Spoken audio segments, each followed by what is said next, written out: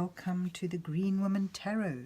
This is your weekly reading for the third week of November 2020.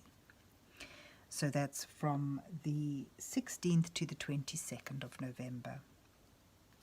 And it's a general reading just to see what sort of energies are around you at this time, to see what's on the cards for you. But before we delve into the tarot reading, I need to consult the oracle. Is it Brocket? And it's not Brocket, it is the oracle I'm consulting is the Botanical Inspirations Oracle deck, from which I will draw a couple of cards just to start your reading off with. So let's see what words of wisdom the mysterious oracle has for Gemini for the third week of November 2020. What messages are here for Gemini for the third week of November? What does Gemini need to know? Oh dear. I will just choose two cards from this bunch that fell out. And we'll take that one. And let's see what you get. The Gerbera Daisy, I suppose pronounced. So, purity, cheerfulness, and innocence. The present moment is filled with joy and happiness. If you're attentive, you will see it. So it's finding the joy in the moment, finding the happiness, the positive in the now. And that may require attentiveness. And you've also got the red rose. Ooh, hidden secrets. 3 things cannot be long hidden: the sun, the moon, and the truth. So it seems that there's truths to be revealed, perhaps a secret to be kept, but remember, it cannot be kept forever. So there you have it, finding the joy, the positive in the moment, purity, cheerfulness, and innocence, and the fact that secrets cannot long be hidden. But let's see where the rest of the reading takes us. Let's see what's on the cards for Gemini for the third week of November 2020. What messages are here for Gemini for the third week of November?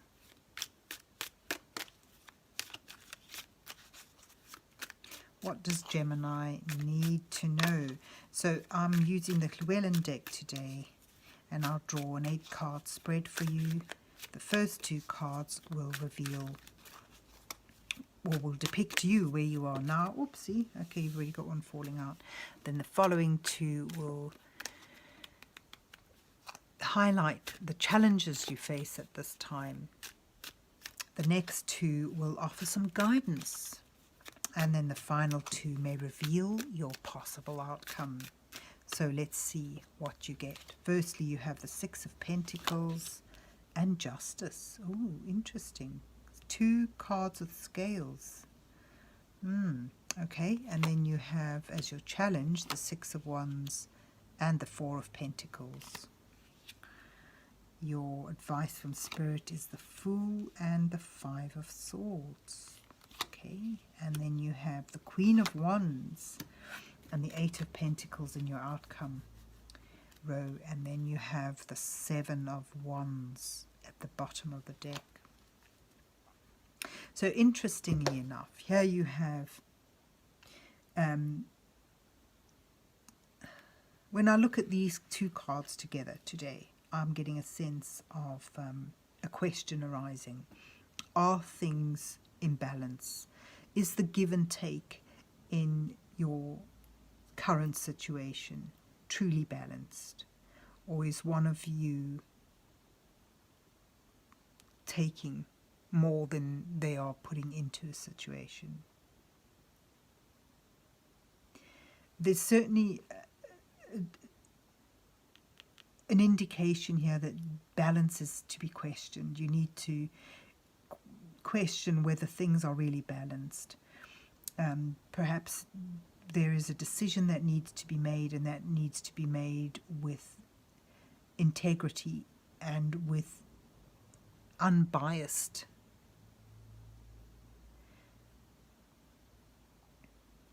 fairly, honorably. But what needs to be considered is the balance of give and take.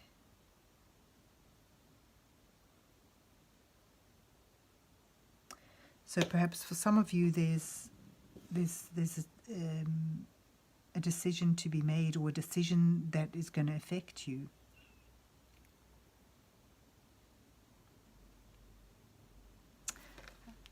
And I get a sense, looking at the sword, I think of the truth, cutting to the truth of the matter in a fair and unbiased way is needed. And your challenges emerging from this with a sense of victory, with a sense of achievement, and holding on, being able to hold on through this decision, through this quest for the truth, being able to hold on to what you value, and hold on to that without becoming stagnant, becoming stuck.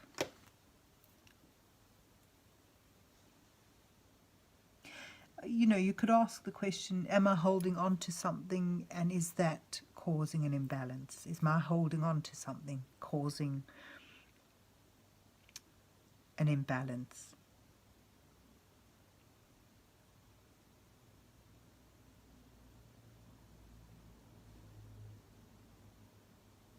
And here, talking about imbalance, you've got the Five of Swords in your advice row, suggesting that there is an imbalance of power. This depicts, this is the sort of the victory at a cost. Someone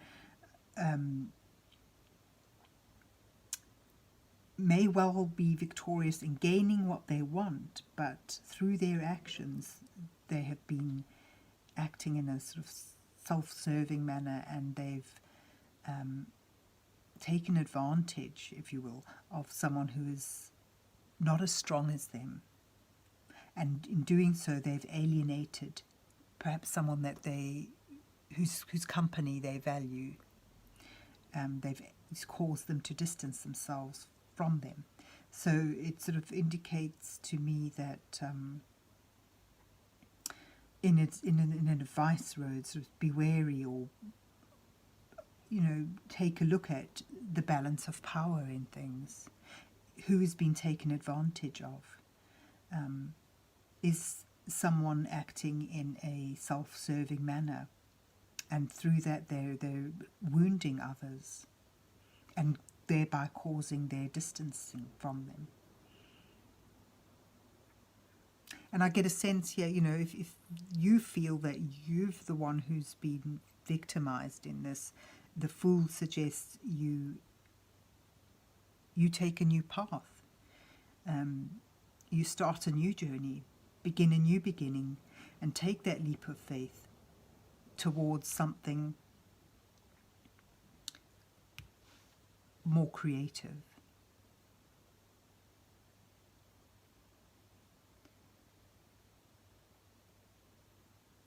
The Fool is about a new beginning, a new path, and embarking upon that with this sense of purity, of cheerfulness and innocence.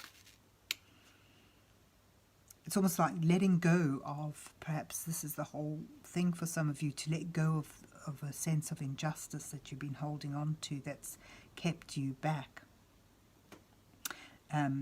seeing it for what it is, seeing the truth of it and letting it go, letting yourself move on from that, and taking a leap of faith towards something more creative rather than standing in a defensive position.